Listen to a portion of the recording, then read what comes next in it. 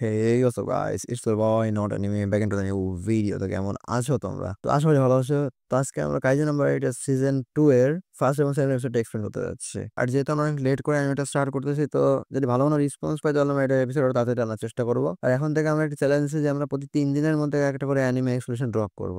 তোমাদের যদি রেসপন্স ভালো হয় তাহলে আমরা চ্যালেঞ্জটা কন্টিনিউ করব। তো চলো এটা এনিমের দিকে যাওয়া যাক। Every day we fight, but I couldn't stop loving her. তো অ্যানিমে স্টার্টে আমরা একটি সড়ক দেখতে পাই যেখানে কাইজু অ্যাটাক করছে এবং তার কারণে লোকজন দৌড়াদৌড়ি করতেছে এবং তার মধ্যে আমরা মিনা এবং কাফকাকে দেখতে পাই। তো মিনা দৌড়াতে দৌড়াতে একটু পড়ে যায় এবং কাফকা তাকে সান্ত্বনা দিয়ে বলে, তুমি ভয় পেও না মিনা, আমি তোমার সাথে আছি অলওয়েজ। তো এরপর আমরা ডিফেন্স ফোর্সে অনেকগুলো গাড়িকে দেখতে পাই যারা এখানে কাইজুকে মারার জন্য যাইতেছিল। আর এমন সময় কাফকাদের মাথার উপরে একটি ব্লাস্ট হয় এবং কাফকা পিছনে দিয়ে বসে পড়ে যায়। পিছনে দিয়ে অবশ্যই সে খেয়াল করে যে সে মিনাকে কোথাও খুঁজে পাইতেছে না। সে মিনাকে খুঁজতে শুরু করে এবং এমন সময় ধোঁয়ার বাইরে সে দেখতে পায় যে ডিফেন্স ফোর্সের সবগুলো সোলজার তার দিকে গুলি তাক করে রেখেছে এবং সে তার পিছনে তার সে ক্লিনার্স ওল্ড ক্লিনার্স টিমটা দেখতে পায় যার সাথে সে আগে কাজ করতো।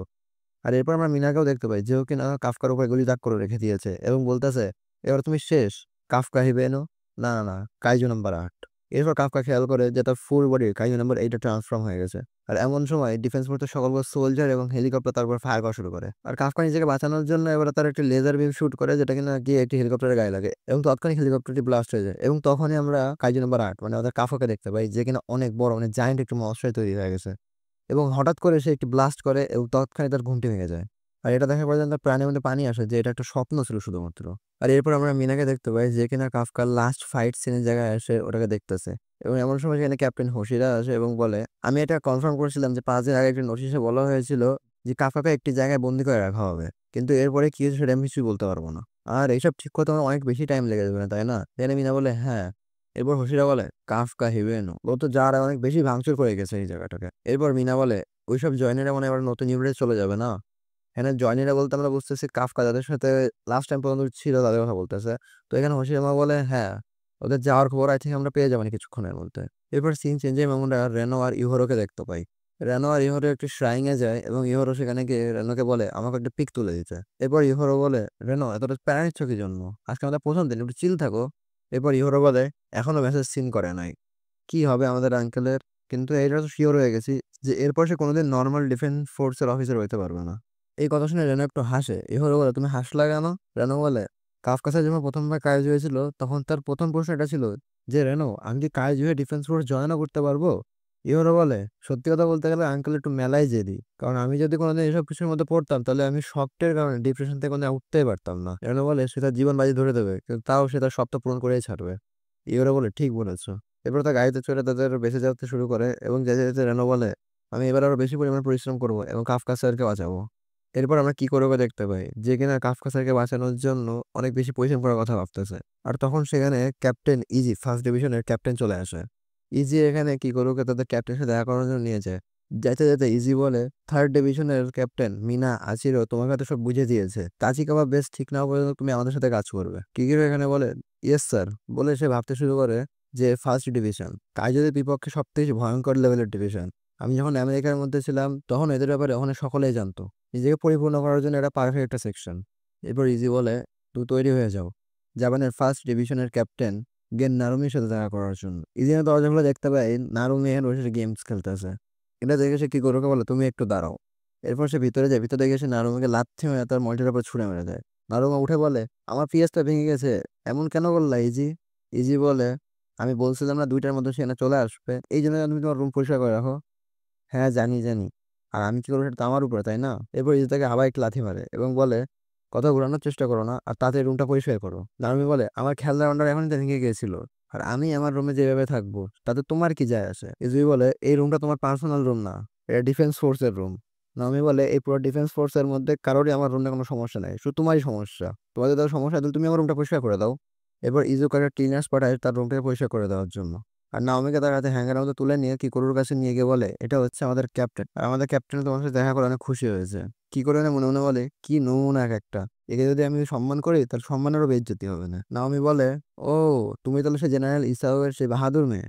কি করে না ভাবে, না না না, সে তো আমার সিনিয়র অফিসার হয়, তাকে আমার সম্মান করাই লাগবে। এটা বলে সে তাকে সিলেক্ট করে বলে, আমি কি করে শুনে মিয়া, আমি থার্ড ডিভিশন থেকে আসছি এবং কয়েকদিনের জন্য আমাকে থার্ড ডিভিশন থেকে ফার্স্ট ডিভিশনে দেওয়া হয়েছে এন্ড আমি তো অর্ডার বাড়ার জন্য প্রস্তুত আছি। নাওমি বলে, তোমাকে আমার কান ফাড়বা নাকি, একটু রিল্যাক্স হও। আর ফার্স্ট ডিভিশনের ক্যাপ্টেন হওয়ার ধরুন আমি তোমার কাছে মতো একটা জিনিস আশা করি। কি করে বলো সেই জিনিসটা কি? এবং তখনই কাজের জন্য যে ঘন্টাটি বাজে ওটা বাজা চালু হয়ে যায়। নামি বলে, ঘন্টা পড়ে গেছে, সুন্দর। আর আমি তোমাকে এই প্রশ্নের উত্তর ফাইটের মধ্যেই দেবো। আর তুমি বুঝতে পারবে ফাইটের মধ্যে যে আমি কি জিনিস। এরপর আমাদের একটা সিন দেখানো হয় যেখানে সমুদ্রের মাঝখান থেকে একটি কাইজো উঠে দাঁড়াইতেছে এবং সে কাইজোটিকে ডিফেন্ড করার জন্য ডিফেন্স ফোর্সের অনেকগুলো গাড়ি, হেলিকপ্টার তাদের পজিশন নিতেছে। আর যে সাধারণ মানুষগুলো ছিল তারা বিভিন্ন প্রকার শেল্টার দিয়ে যাচ্ছে। এরপর আমরা দেখতে পাই কাইজোর দিকে অনেকগুলো মিসাইল শুট করা হয়েছে এবং সকল প্রকার ট্যাঙ্ক দিয়ে তারপর হামলা করা চালু হয়ে গেছে। এরপর কাইজোটি একটি ব্রিজের দিয়ে যাইতে শুরু করে, যাইতে যাইতে সে ব্রিজের নিচেতে যাইতে শুরু করে। তার পিঠে কিছু উঁচু নিচু খাঁজ কাটা জায়গা থাকার কারণে সেটা ব্রিজের সাথে বেঁধে যায় এবং ব্রিজটি মাঝখানে ভেঙে যায়। এরপর আমরা নারুমিকে দেখতে পাই যেখানে অর্ডার করতেছে যে প্ল্যানের মধ্যে একটু চেঞ্জ আছে, শিনোমিয়া, মিয়াকা, তাচিবানা তোমরা একসাথে থাকবা এবং ইজিলি তাকে ঘাটের মধ্যে আটকানোর চেষ্টা করবা। এরপর তাদের ফরমেশন চলে যায় এবং কাইজুটাকে মাঝখান বরাবর ঘিরে সবাই মিলে তাকে ফায়ার করতে শুরু করে। আর উপর থেকে কি করো দেখে আন্দাজ করতে শুরু করে যে এই সবার কম্যাট পাওয়ার 40% তো হবেই, যেটা একটা সাধারণ মানুষের জন্য অনেক বড় ব্যাপার। এরপর নারুমি কল পায় যে তারা কাইজুটিকে মাঝখান বরাবর নিয়ে চলে এসেছে। নারুমি বলে তাহলে আমার যাওয়ার সময় হয়ে গেছে। সে কি করো বলে, কি করু, সম্মান হোক বা পরিষ্কার করা, বই পড়া অথবা গেম খেলা, আমার এসব কিছু ঘন্টা কাছে যায় আসে না। আমার শুধু একটা জিনিসের প্রয়োজন, সেটা হচ্ছে এটা বলে নারুমি কাইজুটির উপর লাফ মেরে দেয়। সে কাইজুর মাঝখান বরাবর তার ব্লেডটি ঢুকিয়ে দেয়। এরপর সে একটু ট্রিগার প্লেস করে আর তার সাথে সাথে কাইজুটি ফেটে যায়। এরপর নারুমি তার লাইনটি শেষ করে, সে বলে আমার যেটা লাগবে সেটা হচ্ছে পুরো শক্তিতে কাজ করা মানুষজন, 5টা লোকজন দিয়ে আমার কোনো প্রয়োজন নাই। এবার নারুমি অনলাইনে মিনার পোস্ট দেখে যে মিনা বর্তমান ট্রেন্ডিং এ চলতেছে, সে একটা কাইজুকে মারছে সেই জন্য সে বর্তমানে অনেক ট্রেন্ডিং এ রয়েছে। সে কি করবে এটা দেখে বলে, কি করে দেখছো, এটা কোনো কথা, আমি এত ভয়ঙ্কর একটা কাইজুকে মারলাম কিন্তু আমি ট্রেন্ডিং এ নাই, কিন্তু মিনা ট্রেন্ডিং এ রয়েছে। সে কি করতে টাকা দেয় নাকি তাদেরকে? এবার কি করবো বলে সবথেকে শক্তিশালী ক্যাপ্টেন ফলোয়ার্স এর জন্য কান্নাকাটি করতেছে। এবার কি করবো বলে আপনার ফোনটা বাজতেছে কতক্ষণ ধরে, আপনি ফোনটা উঠাচ্ছেন না কেন? নারুমি বলে যেটা বাজে সেটা বাঁচতে দাও না। এটা নিশ্চয়ই বুড়ো ইসাও শিনোমিয়া আর নাহলে ইজাও হবে। আবার আমাকে সেই বেকার মিটিং এর জন্য ডাকতেছে। আমি তো এখন জোয়ান আছি, কি কারণে আমি বুড়োদের মধ্যে গিয়ে মিটিং অ্যাটেন্ড করবো? এটা বলার সাথে সাথে পিছন থেকে ইজাও আসে, তাকে লাথি মেরে দূরে ফেলে দেয়। এরপর ইজাও এসে নারুমির কান ধরে তাকে টেনে নিয়ে যেতে বলে চলো তাড়াতাড়ি, তোমাকে মিটিংটা অ্যাটেন্ড করতে হবে। নারুমি বলে আমাকে কেন মিটিংটা অ্যাটেন্ড করতে হবে? ইজিও বলে কারণ এটা কাজ নাম্বার 8 এর জন্য মিটিং।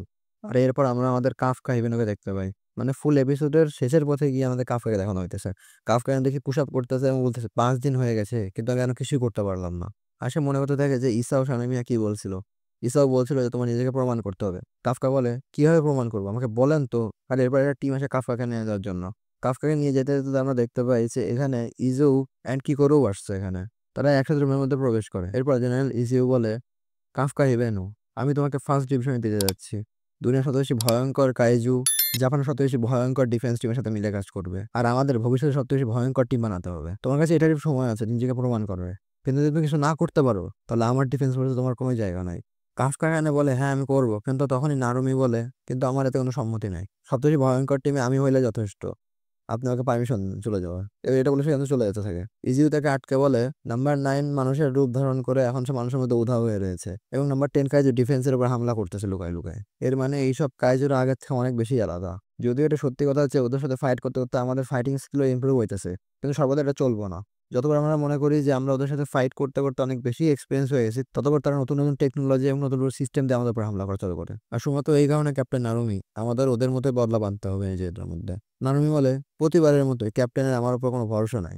আপনার যদি এতই প্রয়োজন হয় ভয়ঙ্কর কিছু করার তাহলে আপনি ওর গার্ডদের চামড়া আছে ওটা দিয়ে নতুন একটা সুর বানিয়ে ফেলেন। এর পরিবর্তে কাফকা বলে ক্যাপ্টেন নারুমি আমি এত সহজে মরতে পারবো না, কারণ এখন আমার উপরে আমার আগের সঙ্গীদের আশা রয়েছে এবং আমি আমার একটা কথা পূরণ করতে পারি নাই, এটা আমি এখন পূরণ করব।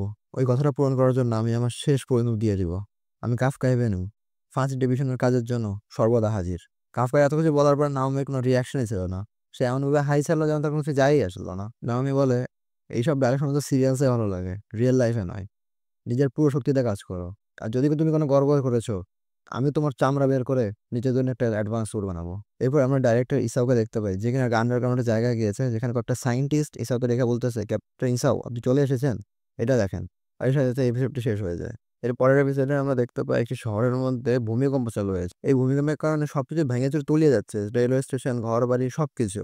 এই ভূমিকম্প হইতে হইতে একটা সময় গিয়ে শহরের মাঝখান বরাবর একটা গর্ত হয়ে যায় বড় মানের। লোকজন তার চাষের দিকে ঘিরে সেটা দেখতে থাকে যে গর্তের মধ্যে কি আছে বা কেমন গর্তটি হয়েছে। এমন সময় সেখানে তো অনেকগুলো কাইজু বেরিয়ে লোকজনের উপর হামলা করতে শুরু করে দেয়। এরপর সিন চেঞ্জ হয় এবং আমরা কাফকাকে দেখতে পাই। কাফকা এখানে ট্রেনিং এর পর অনেক বেশি হাঁপিয়ে যায়, কিন্তু সে হার নামলে সে আবার ট্রেনিং শুরু করে দেয়। সে দৌড়াচ্ছে, ব্যায়াম করতেছে এবং বিভিন্ন প্রকার এক্সারসাইজ করতে শুরু করছে। এবার আমরা কি করবো দেখতে পাই যে কিনা ক্যাপ্টেন নারুমির কাছে গিয়ে পার্সোনাল ভাবে হেল্প চাইতেছে তার ট্রেনিং এর জন্য, কিন্তু নারুমি আর উল্টো তার কাছে টাকা চাইতেছে, বলতেছে কি করবো আমার কাছে টাকা ধার দাও, কেন জানি আমার ব্যাংকে তো সকল প্রকার টাকা উধাও হয়ে গেছে একদিনের মধ্যে। কি করবো এই কথা শুনে বলে, উধাও হয়ে গেছে টাকা? আপনার পিছনে অ্যামাজনের বক্স দেখে তাই মনে হইতেছে না? আপনি নিশ্চয়ই কেনাকাটা করার জন্য আপনার টাকা উধাও হয়ে গেছে, আর আপনি তো জুনিয়রের কাছে টাকা দিচ্ছেন, তো লজ্জা করে না? নারুমি বলে সিনিয়রকে টাকা ধার দিলে উপরওয়ালা দোয়া দেবে তোমাকে। কি করবো বলে, একদমই না, এখন ওঠেন এবং আমাকে ট্রেনিং এর জন্য সাহায্য করেন। এবং তখনই কাজের জন্য যে বেল্টি বাজে ওটা বাঁচতে শুরু করে দেয়। এরপর আমাদেরকে ফার্স্ট ডিভিশনের সবগুলো সোলজার বের হয়েছে কাইজুকে মারার জন্য। এরপর আমাদের সবগুলো কাইজু শহরের মধ্যে চলে এসেছে এবং সবকিছু ভাঙচুর করতেছে এবং মানুষের হাতে বাঁচার জন্য বিভিন্ন শেল্টারে যাইতেছে। 57 শেল্টার যখন ফুল হয়ে যায় তখন সবাই মিলে 57-এর দিকে দৌড়াতে শুরু করে। এবার আমরা একটি ছেলে আর একটি মেয়েকে দেখতে পাই যারা আসলে ভাই বোন। তো মেয়েটির পায়ে আঘাত লাগার জন্য মেয়েটির মধ্যে হাঁটতো, তো ভাইটি তাকে প্রোটেক্ট করার জন্য ওখানে দাঁড়িয়ে আছে। মেয়েটি বলতেছে আমার ভয় লাগতেছে, ছেলেটি বলে ভয় পেও না, ফার্স্ট ডিভিশনের গেন নারুমি আসলে আমাদের সবাইকে বাঁচিয়ে নেবে। এবং তখন সেখানে একটি কাইজু চলে আসে। কাইজুটি তারপরে হামলা করতে যাবে তখন নারুমি চলে আসে এবং কাইজুটিকে আবার মাঝখান থেকে ফেলে ফেলে। নারুমির এই এন্ট্রি দেখে ছেলেটিতে এক্সাইটমেন্ট আটকে দেখতে পারে না, বলে নারুমি চলে এসেছে। নারুমি বলে তুমি আমাকে নাম ধরে ডাকলে ক্যাপ্টেন আরবি না বলার জন্য তোমাকে শাস্তি পেতে হবে। তুমি বাসায় গিয়ে তোমার মার ফোন নিয়ে আমাকে 10টা কমেন্ট করবা। এরপর নারুমি কিনাশি প্লাটুন এবং মিনারে প্লাটুনের কাছে তার অবস্থান জিজ্ঞাসা করে, যেখানে কিনাশি প্লাটুনের কাছে মাত্র 4টে কাজ বাকি আছে আর মিনারে প্লাটুন একদম ক্লিয়ার। এরপর নারুমি কি করবে এবং কাফকাকে বলে যখন সব মানুষ এখানে ইভাকুয়েট হয়ে যাবে মানে সুরক্ষিত জায়গায় চলে যাবে তখন তোমার তাদের আসল রূপে দেখাবা যে তোমরা আসলে কি করতে পারো।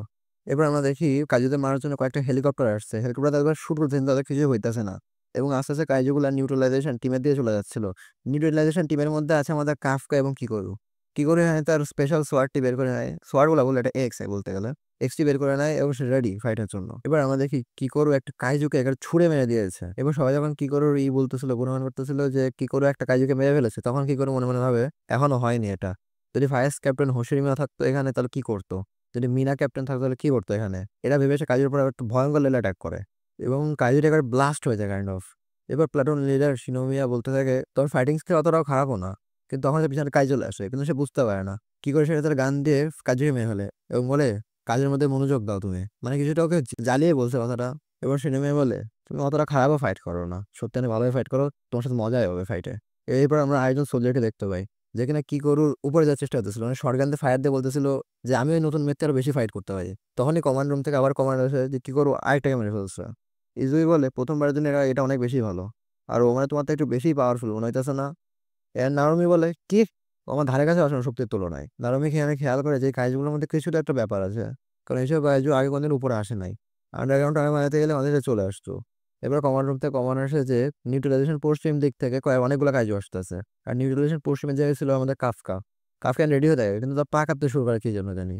এরপর কাফকা তার পা এবং তার হাতকে ট্রান্সফর্ম করে কাজের উপরে হামলা করে। সে কাজের মাথার উপর একটি ঘুষি মারে কিন্তু কাজটা আসলে কিছুই হয় না, কিন্তু উল্টো কাজটা মধ্যে ছুড়ে মেরে দেয় এবং তার যে পার্ট ছিল মানে হাত আর পা যেটা ট্রান্সফর্ম করেছিল ওইগুলো আর ভেঙে যায়। এরপর কি আপনি হিসাবে সাইডে বসে থাকা একজন লোক বলে এটা বুঝতে পারছি না যে কাজ যেন হইতে পারতেছেন কি জন্য। এখানে কাফকা ইসাওয়ের সাথে যে ফাইট করেছিল এর আগের সিজনে ওটার কথা মনে করতে থাকে যে সে কতটা ওয়াইল্ড হয়ে গেছিল। আমার মধ্যে সে এই জন্য কাজেতে পরিবর্তন হতে পারতেছে না, সে ভাবতেছে সে মেলা খারাপ হয়ে যেতে পারে বা তার মধ্যে ডেভিল যে মোডটা আছে ওইটা অন হয়ে যেতে পারে, এই জন্য সে কাজেতে পরিবর্তন হতে পারতেছে না। এরপর কাফকা তার মনের মধ্যে অনেক সাহস নিয়ে যে আমার মিনার কাছে যাইতে হবে, অনেক সাহস নিয়ে কাজেতে পরিবর্তন শুরু করে। সে কাজেতে পরিবর্তন হইতে যায় তার হচ্ছে ফেসটাকে ঠিক হইবে তখন সে তার ট্রান্সফরমেশন ফেল হয়ে যায় এবং ট্রান্সফর্মটা ভেঙে যায় একেবারে। আর তখন এই যে কাইজু এসে তাকে পা দিয়ে লাথি মেরে দূরে ছুঁড়ে মেরে দেয়। এবার একটা বড় মানের কাইজু যেটাকে হঞ্জু বলা হয় সেই কাইজুটা চলে আসে কাফকার নিচে। কাফকারা বুঝতে পারে না সেটা কি, পরে সবাই মিলে বুঝতে পারে যে এটা হচ্ছে আমাদের কাইজু নাম্বার 9। কাইজু নাম্বার 9 আসার সাথে সাথে ফাইটের পর মুখটাই পাল্টিয়ে যায়। 9 বলে আমি যখন এই জন্য আসলে আমি এখানে বুঝতে পারতেছিলাম যে এখানে কাইজু নাম্বার 9 আছে, কিন্তু এখানে তো কিছুই নাই। এমন নয় যে কাইজু নাম্বার 8 তুমি। তখনই কাইজু নাম্বার 9 কাফকার উপর হামলা করে এবং তার হাতের যে শোল্ডার উপরে মারে এবং তা ওটা এফোর ওপর হয়ে যায়। কাফকা বুঝতে পারে যে এখন তার আবার ট্রান্সফর্ম করতে হবে, সে ট্রান্সফর্ম করতে চেষ্টা করে আবার কিন্তু সেটা আবার ফেল হয়েছে। এরপর নাওমি কাফকাকে মাঝে মাঝে যেতে থাকে, কিন্তু তখন নাওমির সামনে কাজী নাম্বার 9 চলে আসে। সবাই অবাক হয়ে যায় যে কি কাজী নাম্বার 9 দুইটা কেমনে হইলো। কাজী নাম্বার 9 আসার পরপরই সবগুলো কাজ আবার রিইনকার্নেট হতে শুরু করে। সবাই অবাক হয়ে যায় যে এগুলো তো মরে গেছিল না। যদি এসে পরাপরি যদি ফাইটার রূপ যদি পাল্টে যায় তাহলে বুঝতে হবে এটা রিয়েল কাজী নাম্বার 9 না। এবার কাফকাকে ব্যাকআপ দেওয়ার জন্য 3টে সোলজার কাজী নাম্বার 9 এর উপর ফায়ার দিতে শুরু করে, কিন্তু কাজী নাম্বার 9 তাদেরকে ইজিলি একটা বলের মাধ্যমে মেরে ফেলে। এবার 9 বলে তুমি রেডি আছো তো কাজী নাম্বার 8 আমার সাথে ফাইট করার জন্য। এটা বলে সে কাজী নাম্বার 9 এর উপর মানে কাফকার উপর হামলা করে। কাফকা কিন্তু লাফ মেরে চলে যায় কিন্তু তার পায়ে একটু আঘাত থেকে যায় এবং তখন কাজী নাম্বার 9 কাফকাকে লাথি মেরে অনেক দূরে ছুঁড়ে মেরে দেয় এবং সে একটা জায়গায় গিয়ে লেগে পড়ে। এবার কাফকা আবার ট্রান্সফরমেশন করতে শুরু করে কিন্তু সেটা আবার ফেল হয়ে যায়। সে বলে আমি হারাতে চাই কিন্তু কেমনে হারাবো একে। এরপর ইসল সাইডে বসে থাকা একজন লোক বলে তুমি নিজেকে কন্ট্রোল করো, আমি জানি কাজে নাম্বার 8 যদি তার কন্ট্রোল হারিয়ে ফেলে তাহলে তুমি সেখানে যাওয়ার কথা ভাবতেছো। কিন্তু তুমি যদি এসব কিছু ইউজ করতে থাকো এইভাবে তো তোমার শরীর খারাপ হয়ে যাবে এবং তোমার মৃত্যু হতে পারে। এবার কাজে নাম্বার 9 কাফকাকে বলে তুমি রেডি হয়ে যাও মারার জন্য। কাজে নাম্বার 8 বলে এসে তারপর ফায়ার করতে যাবে, কিন্তু তখন এখানে কি করে চলে আসে এবং কাজী নাম্বার 9 কে মাঝখানতে ফেলে ফেলে দেয়। কাজী নাম্বার 9 বলে হয়তো আমরা এর আগেও দেখা করছি তাই না? কে করে বলে যদি মনে না রাখো তাহলে ভালো হবে, কারণ আমি তোমাকে মারতে যাচ্ছি। আর এরপর আমরা দেখতে পাই কাজী নাম্বার 8 ভার্সেস কিকোরোর ফাইট। এবার সিন চেঞ্জ হয়ে আমরা নারুমির সামনে যে কাজী নাম্বার 9 ছিল ওইটাকে দেখতে পাই। সে নারুমিকে বলতেছে চলো আমরা সব একসাথে শেষ করে দেই, আমরা কাজী নাম্বার 8 কে একসাথে মেরে ফেলবো। নারুমি বলে এটা তো হইতে পারে না, কারণ নাম্বার 8 হলো আমার অফিসার আর আমি তার ক্যাপ্টেন। এটা বলার সাথে সাথে কাজী নাম্বার 9 নারুমির উপর হামলা করে দেয়। নারুমি সে অ্যাটাক থেকে বেশি আগে লাফ মেরে দিয়েছিল উপরে। সে উপরে দিয়ে বলে একটু দাঁড়া, কথাটা শুনে তো নে আগে আমার। কাজী নাম্বার 9 বলে তাহলে তুমি কাজী নাম্বার 8 এর মেলা শক্তিশালী না? নারুমি বলে দা তোর ডামা দেখা হইতেছে বলে সে কাজী নাম্বার 9 এর উপর তার ব্লেড দিয়ে হামলা করে দেয়। সে হামলা তো করে দেয় কিন্তু পরে সে খেয়াল করে তার ব্লেড কাজী নাম্বার 9 এর মাথার উপর কিছু শিল্ডে গিয়ে আটকে গেছে। এরপর আমাদের সকল সোলজারদের পজিশন দেখানো হয় যে তারা কেমন কেমন কি অবস্থান রয়েছে। ইসাও তাকে দেখে বলে এটা শুধু ট্রায়াল, রিয়েল পিকচার এখনো বাকি আছে। এবং এর সাথে সাথে সেকেন্ড এপিসোড শেষ হয়ে যায়। তো এই এক্সপ্লেন ভালো লাগলে লাইক করে দিয়েন, চ্যানেল সাবস্ক্রাইব করে দিয়েন আর ভিডিও শেয়ার করো ভাই, ভিডিওতে ভিউ পাইতেছি না বুঝো না কেন। আর এই ভিডিওতে যদি ভালো মানে ভিউ পাই মানে অডিয়েন্স রিলেশন পাই তাহলে অফকোর্স আমরা এর পরের এপিসোডগুলো নিয়ে আসবো। তো দেখা হচ্ছে নতুন আরেকটি ভিডিওতে। আজকে তো গোজাই মাস। アルミ、お前が言った通り、俺は自由の奴隷だ。